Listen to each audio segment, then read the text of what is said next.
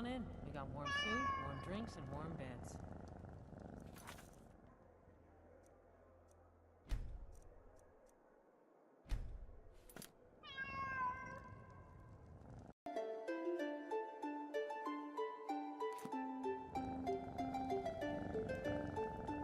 Yes? Of course.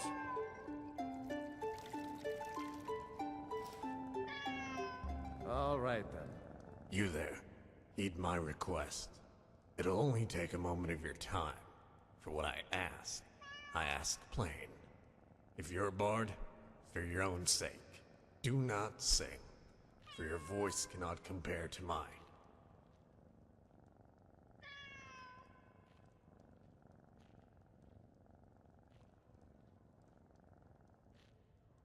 Undoubtedly, these snot-bearing rags have collected their fair share of slime, but I've received no complaints from the company I've sought. You're wrong. I wasn't always a handsome bard.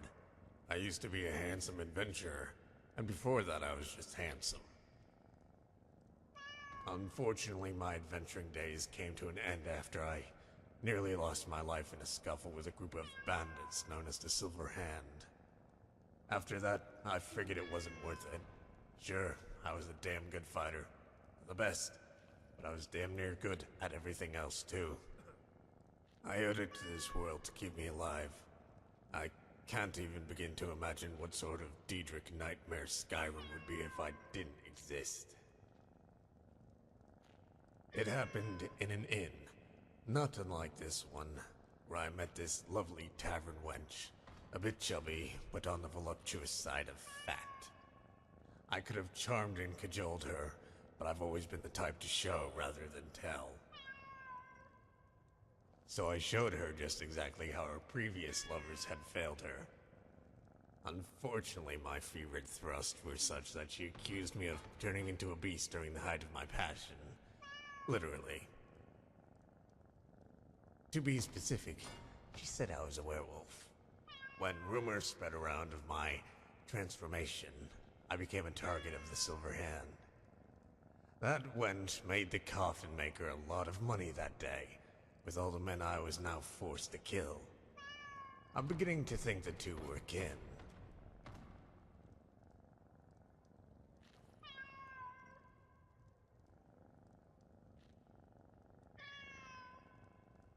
I see.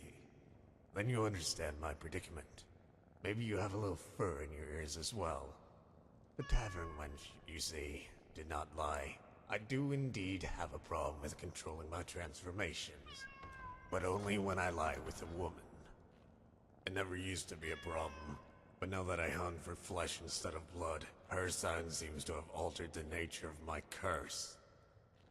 I never heard any of them, but it does make for an awkward morning. I usually end up having to flee town to escape the gibbet. I'm only still here because the ladies have proven difficult to woo. Of course, I'll have to leave eventually, when the Breton shows up. He's an old acquaintance of mine. Joined up with wolf hunters just so he could have a chance to kill me. As if I could be killed. In fact, the little carrot licker's been trying to kill me for more than a dozen years now. Back when my balls had more fur than his chin. We fought with swords, bare knuckles, knives, bows, and scrolls. We fought in the snow, in caves, in taverns, and on horseback. We fought alone, with companions, on opposite sides of the war. The one place he doesn't like to fight is out in the sun. I think it's because he's a bloody vampire. Now that I'm a bard, he'll likely become a writer so he can document his lies in books while I immortalize the truth in song. I remember bits and pieces, a few stories here and there, but I can hardly keep a ledger. If you want the details, you will have to ask him. I can't be expected to recall events that are so unworthy of my memories. If you're that interested in my exploits, I'm sure I can drudge up a few details. Let's see. I believe it was a stormy night in Whiterun, and travelers from across the hold crammed themselves into the bannered mare. I remember being confronted by a child dressed from head to toe in steel. Only upon removing his helmet he revealed himself as the Breton. In the interest of sport, I offered to allow him to duel me on horseback, while I fought blindfolded. It was the only way to even the odds. We settled on mounted combat, which I accepted knowing that he had already bribed Skulvar into giving him the superior horse. The rain continued to pour that night, our horses trundling through the mud. It was his opinion that the vast tundra would make for a fine arena. I could barely see through the blades of water that whipped into our eyes as he positioned his steed 100 horse lengths from mine. We were to charge at the sound of his companion's horn, and when it blared, I flew. I flew through the storm like a mighty chariot, hassles of water fleeing about in my wake. I felt the elements swirling around me, focusing their energy into my axe. I knew then the Breton would die that day. Only the little imp was nowhere to be found. I assumed he had fled. That would have been the sensible thing. When I found him lying in the mud, his horse having slipped and broken both their legs, he blamed me, of course, for sabotaging his horse.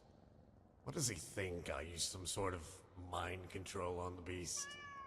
I wouldn't put it past me, but it's not a power I possess. I am inclined to believe it was his companion that brought him a lame horse, in order to salvage the little imp's life. Yes, perhaps I do recall some of it. It was in Riften, I think, at the turn of the century, on the eve of the New Life Festival. We were all in a drunken revelry when these two elves got into an argument because one of them refused to dance with the other's sister. Then the one elf says to the other, "If your sister looks anything like you, I'd rather bet an orc." Then an orc woman rises from her chair and yells some sort of curse before smashing a flagon across his nose. Pretty soon the whole place is an all-out brawl. That's when I felt a tap on the shoulder. My instincts were to turn and duck. Too bad the Breton was aiming for my neck. The little imp ended up shaving my scalp. "How much did you pay those elves to start this?" I asked him. He said he didn't have to pay them anything. When he told them the plan was to kill me, he said they offered to do it for free. An obvious lie, of course. You're right, but only because they happened at the end of the wars we were fighting.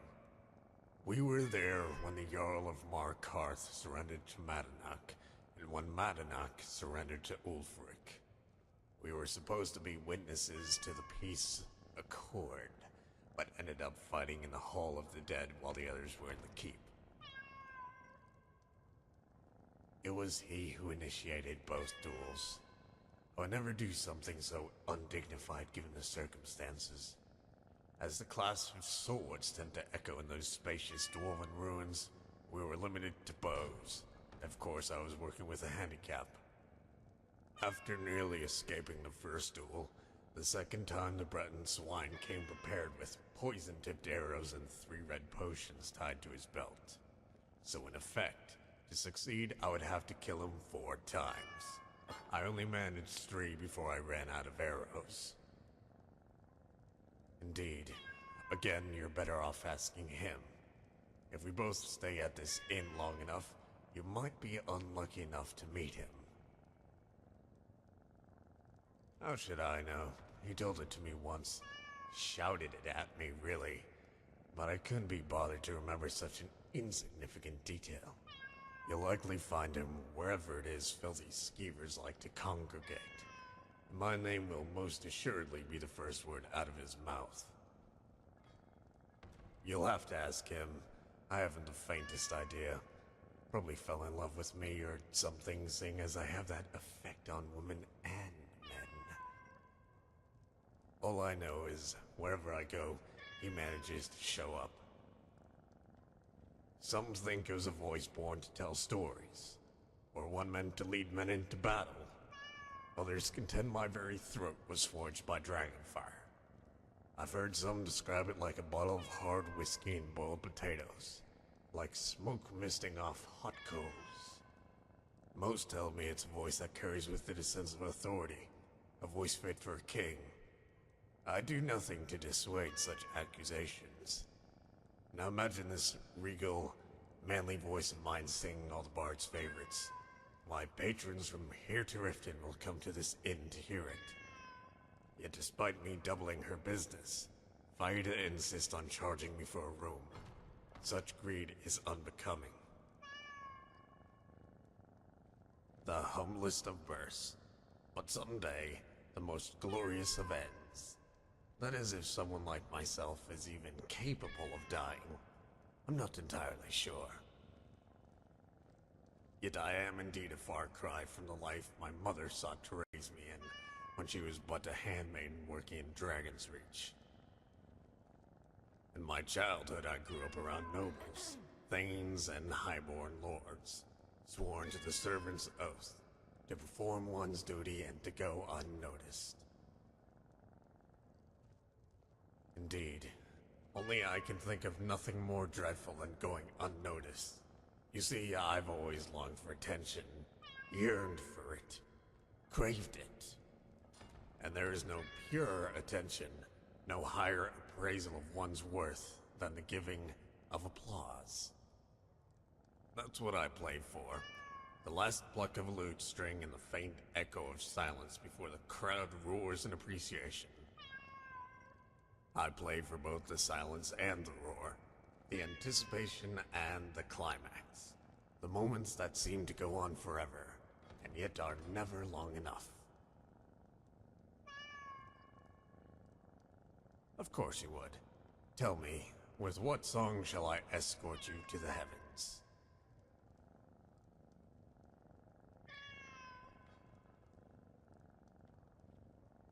An excellent request.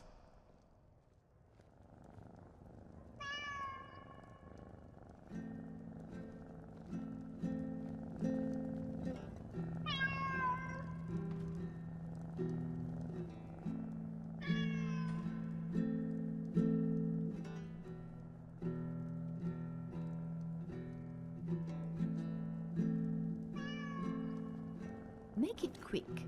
You, tell me, do you think I'm attractive?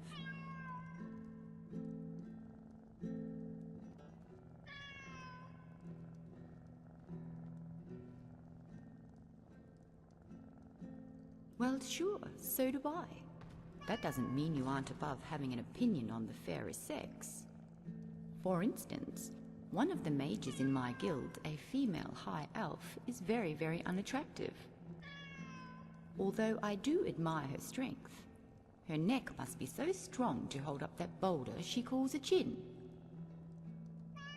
Eldawyn is my arch enemy, my nemesis in love. Nelos is always talking to her, confiding in her, when he should be doing those things with me. It makes no sense why he prefers her company. Unlike that Somerset I saw, I'm a fellow Dunmer. Not to mention I'm cuter, funnier, and by far the more talented mage.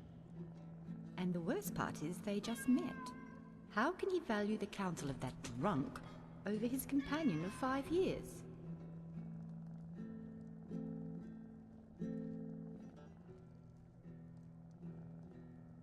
You don't know that. You haven't seen the way he looks at me, the way all males look at me. It's the kind of look that makes you nervous and excited, in control and yet completely powerless. I'd recognize it anywhere, especially on him.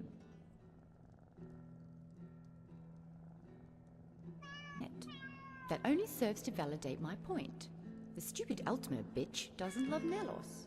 Meanwhile, I can't go 2 sentences without mentioning him. It doesn't surprise me. If I had as much hair on my back as she did, I'd probably fancy a Khajiit. Arguably the greatest mage in all of Tamriel.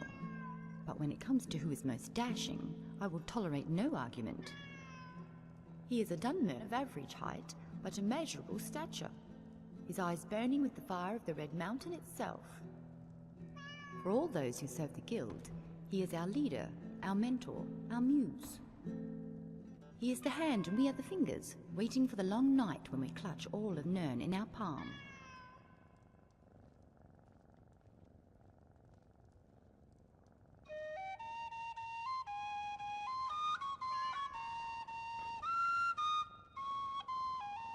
As if your beauty or lack thereof could ever compare to mine. You're as pretty as saber cats are gentle. Bitch, please! I am, and I'll have you know it wasn't all talent. I worked very hard to become the mage I am. A mage not everyone thought I could be. I still remember when I was but a novice at the college. Whenever I cast a destruction spell, everyone would comment on what a good enchanter I was. I didn't realize it at the time, but I think they were insulting me. Although, to be fair, I am a good enchanter. The best.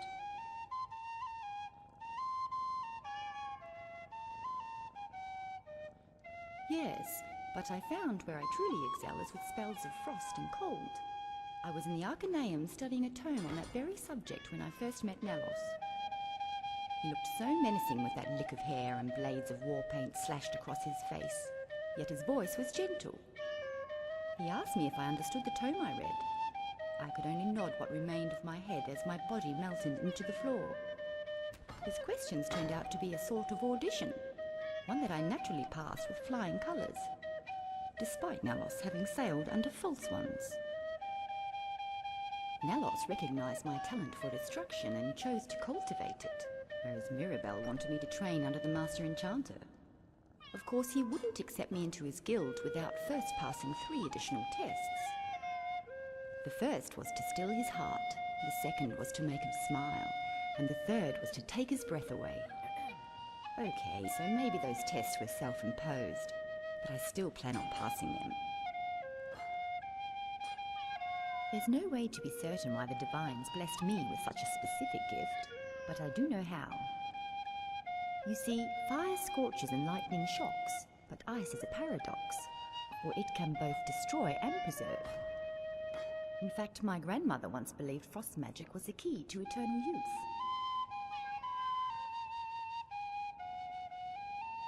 Well, the old bat thought if she slowed the heart and the body, she could slow the aging process itself.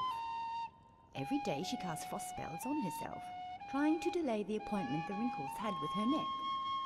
Yet it only left her skin cracked and dry and whiter than a Nord's. She was a living ghost. Soon her health began to fail and she no longer could muster up the magicka for her daily treatment. That's when she brought me a tome on frostbite.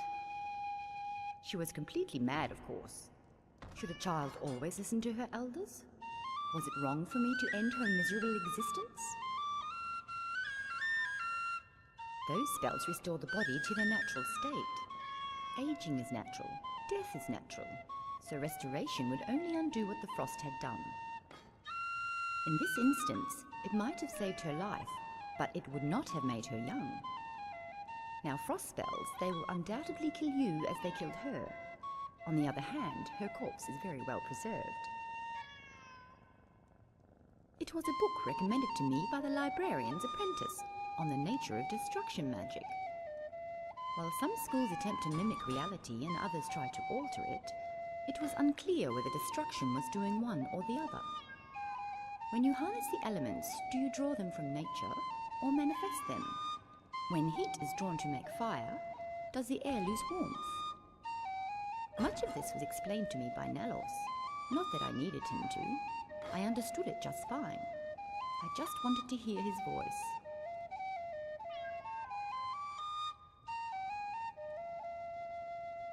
In any case, he told me how the answer lies in the beasts of the wild and the world around us. When plants fail to grow in mage light, it's proof alteration is not natural. When the invisible can be touched, it proves that illusion is not real. Then look at the way catfish come to the surface when the earth is about to quake, or how rodents scurry indoors days before winter. Nature knows what's real, and it will react to a coming storm in the same fashion, whether it made by mortals or gods. When the guilds I belonged to last met, Nellos instructed us to refrain from contact for the time being. I suspected this might be some clever attempt for him and Eldawyn to escape on some tryst, which neither I nor the laws of decency could abide by. So I followed Nellos to Haafingar, but only got as far as Dragonbridge before I lost track of him. I wait here now in hopes that he might return, and in fear that she will be with him when he does. About time.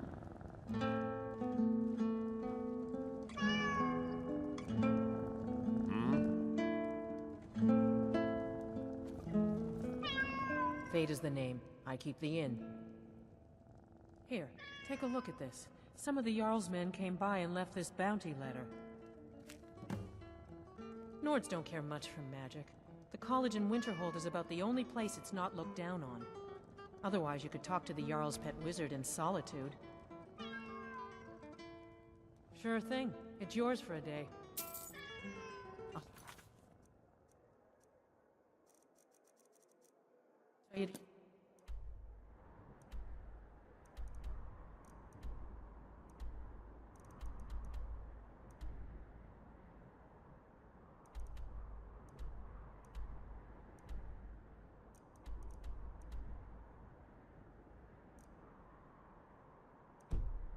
Room, right this way.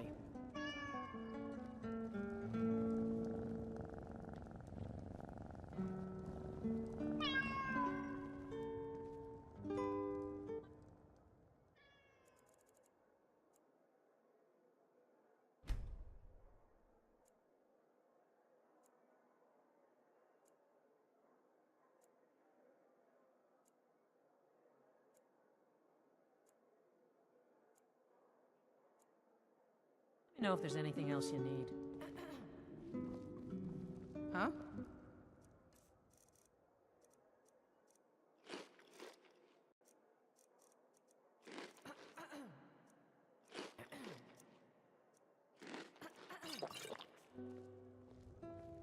They say that vampires attacked the Hall of the Vigilant, burned it to the ground. Never heard of vampires doing anything like that before.